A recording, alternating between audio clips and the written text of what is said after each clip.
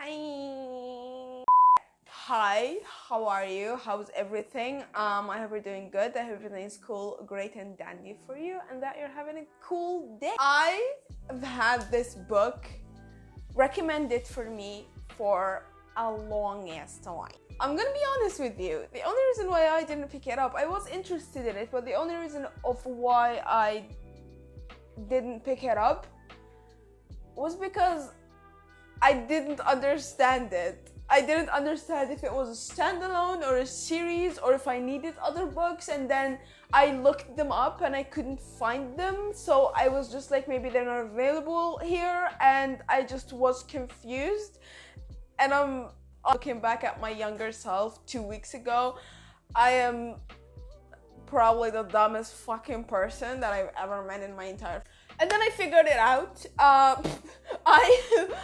I saw that there are other dumb people like me on Goodreads, and they ask. I went to the question section and they asked the same thing that I did, like if this is a full series of and then someone just said, nah, dumbass, it says the full fucking series 1 through 5 on the fucking cover, you absolute idiotic dumbass.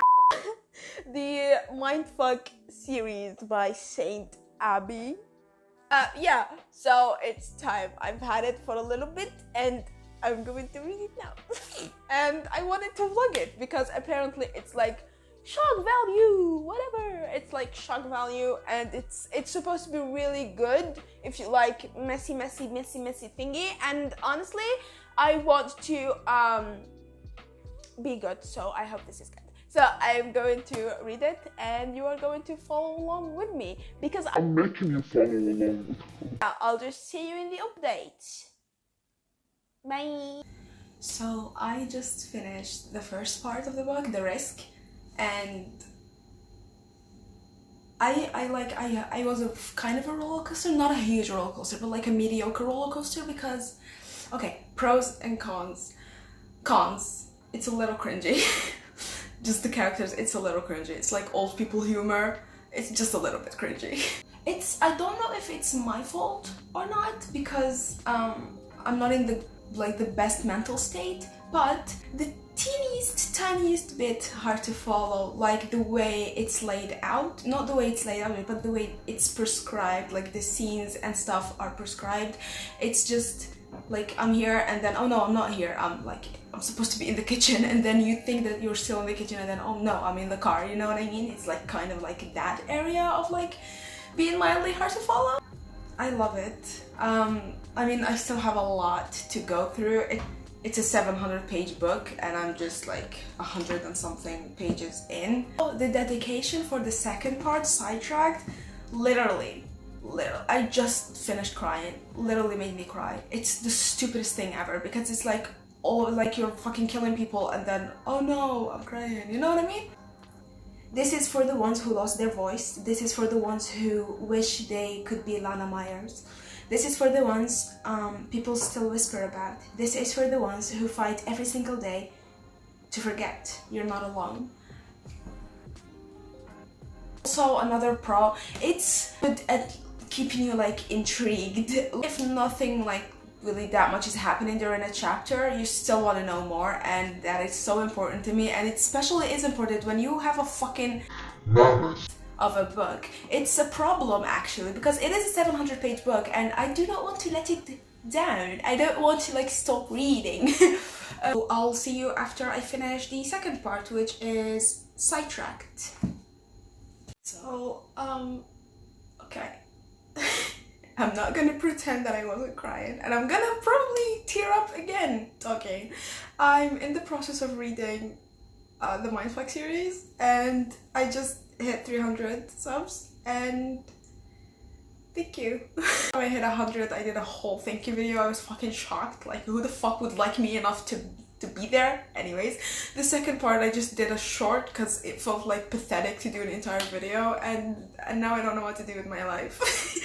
I know it's pathetic, okay? I know this is fucking pathetic. Don't fucking at me with that like, oh my god, for other people it's not that much, you know? The people have millions. I know, but like I was just like so fucking discouraged lately because Like I don't get many interactions and blah blah blah, and it's just like, why am I even doing this? And then like I watched, as cringy as it was, I watched my first ever video, and I was just like, I remember that I started because literally I was at the bottom pit of the bottomest of the pittiest of the bottomest of rock fucking bottom, and I was just like, yeah, okay, let's just keep doing this because I'm already reading it, so why not post it, you know? And yeah, thank you so much for being a part of this and liking me enough to want more content. I don't fucking know, just thank you. So I just finished part 2, Sidetracked, of the Mindfuck series, and the cringe is kind of sort of still there. It's not as cringy as The Risk, but it's still a little teeny bit cringy. I'm not even halfway. Part 2 is here. I'm not even halfway, and I already been having those feelings of not wanting it to end to hit part 3, and I think this is moving too fast because it has 5 parts, and I think I don't want to finish it too fast because I actually really do enjoy the series.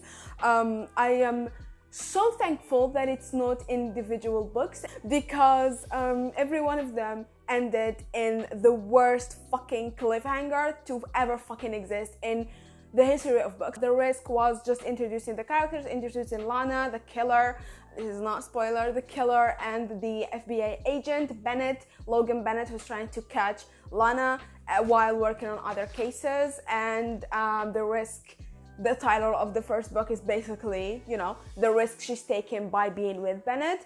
And the second part that I just finished is Sidetracked, and how sidetracked she got from her ultimate mission. And now this part, the third part, is called Scarlet Angel, and I think that's the name they're going to give her. And I think my thoughts going into this, I think she's going to change her mission into delivering justice to actual sick people rather than just her list.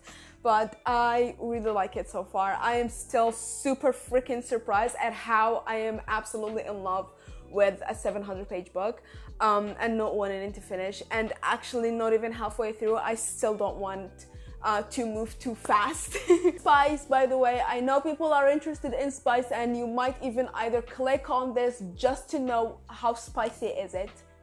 It's spicy. It's not that spicy, but it's spicy. I would say a 3.5 out of 5 spices, I don't know. But yeah, check the trigger warnings, of course, for any book you read, but especially this one. It's a fucking like a heavy book when it comes to a lot of subjects that could be triggering to a lot of people, including me, but I am desensitized and emotionless, so that's cool. Anyways, I'm going to start book 3, and I will see you in the update. I have not been this fucking excited for a mammoth of a book since I read Dostoevsky, and it's an experience. It's an experience reading a huge fucking book and falling absolutely in love with it and not wanting it to finish. It's just an experience. I'm gonna see you in a little bit. So I just finished the third, please excuse this prison looking background, but I just finished the third chapter, the third, not chapter, part, which is Scarlet, Avenging Scarlet or Scarlet Angel, whatever.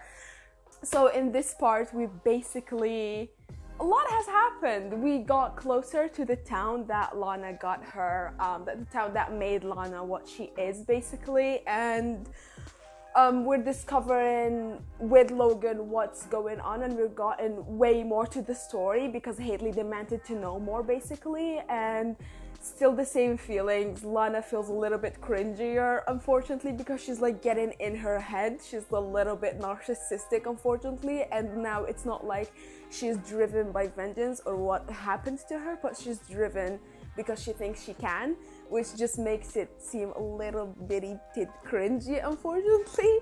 But it's still fast-paced, it's still amazing, I still really like it, and it's banging on a hard 4.5 or 4 stars, which is absolutely amazing. And the fourth part is called All the Lies, and what I'm expecting with this part is we either see Logan as he is discovering Lana, but I think that's going to be for last, or we discover all the lies of the town. It kind of shattered my freaking soul into so many pieces to flip a page and get to part 4 because I really don't want this to end. I have a little over 200 pages. I have a little over 400 pages and yeah, I'm excited, and I will see you whenever I need to vent about another character or when I finish part 4. Probably sobbing if this book continues to be as great as it already is, because I don't want it to. Part 4 is done and I have so many emotions right now. Please forget everything I said about Lana being cringy. Sis, please be fucking cringy. Be as cringy as you want. In fact, kill more people. In fact, let me kill people for you, with you. In this part, we finally get the full story. We finally get what happened in detail, and let me tell you, it's a lot. It's a lot that has happened to Lana and Marcus, and it's sort of, I almost cried, like this close to Kyle. Oh my god, Kyle, I have not hated more like a character this much in so long, and thinking of all the characters that I hated like all of these years reading, I think Kyle takes it. I think Kyle takes the goddamn cake. He didn't even take a piece of the cake, he took all of the cake, didn't he? And still, when I flipped the page and saw part 5, the last book of the MindF series, my heart kind of broke a little bit because I do not want this mammoth of a book to end. It's amazing, it's incredible. I aspire to be someone that would write a mammoth and people not wanting it to end. This part, the last part, it was gruesome and raw, and whenever you feel, and I like how the book was laid out, like when you start feeling like this is a bit too much, like, you know, move on and stuff like that, they describe what happened in detail, and they're just like, no, don't move on, like kill all of them, seriously, like kill all of them, I want them to die. I just finished. Oh my god. It was so freaking satisfying. The fucking ending was so freaking satisfying. I loved it. Kyle, Jesus fuck. I said this in the previous part and I'm saying it now. Kyle is literally the worst fucking character that has ever fucking been written. It is the worst character. Rape, he got that. Torture, he got that. Killing, he got that.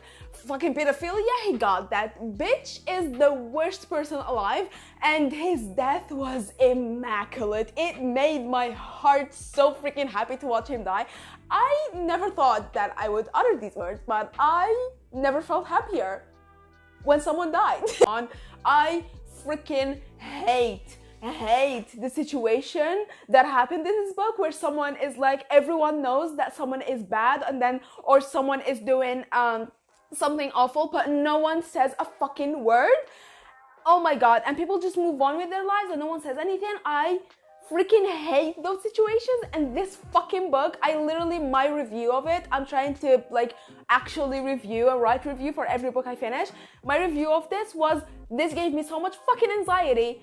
I fucking loved it, without the fucking, because, you know, I don't want to curse online. Oh my god, that was so hypocritical. I loved the inclusion of Shakespeare. You'll know what happened if you're watching this. I recently made like an entire video of me just reading Shakespeare back to back for a week. I cannot wait to do that shit again. I loved it. I am obsessed with that fucking bard. I love the inclusion of Shakespeare. Voltaire is one of my ultimate favorite ever. And then in this last part, it was just like they wrote the quotes of her father. Oh my god, it was so gruesome what happened to their father. So their father, Lana's dad, was wrongly accused of being a killer. Even everyone in the fucking town and everyone in the justice system knew that he didn't do shit, and they still accused him just because of jealousy and shit. And I'm not gonna spoil why exactly and how it escalated to him being wrongly accused, but there was a bunch of people collaborated in him being accused. I'm fatherless, and reading all that kind of almost broke me, and I fucking loved it. So the final rating came up to 4.5 stars, and the reason why is because it's still a little fucking cringy. I'm living vicariously through Lana Myers. I am 100% throughout this, especially like when I got into like understand what actually happened to her. I am 100% living vicariously through Lana Myers. I fucking love her. I love her. After closing this, I immediately got that moment of, I kinda wanna open it back up and read it again. I learned that the writer of this book passed away in 2021, which is so freaking sad because I'm absolutely obsessed with this bitch. But they go with a different name. This is a pen name, not pen name. I forgot what to call it. This is, you know, not their name. St. Abby. They go by a different name, which I also forgot, but I will put here. If you're interested, or if you're like me and you love this and you're confused that you can't find a lot of books by the author, then look up their books by this name and you're gonna find more. And yeah, I'm excited to read more. I want to thank you again for 300 subs. We're already, actually, while I'm filming this, I'm already filming the outro. I'm already like past 330, which is kind of crazy. Like to think that there's like that many people who like me enough to want to stay around. So yeah, I just wanted to say thank you again because it's something that I really hugely appreciate. Thank you so much for watching, for being here, for liking, for commenting, for subscribing or unsubscribing or interacting with me any way, shape or form. Everything is greatly appreciated and everything makes me feel a whole lot better. So thank you for everything and I'll see you next video. Bye.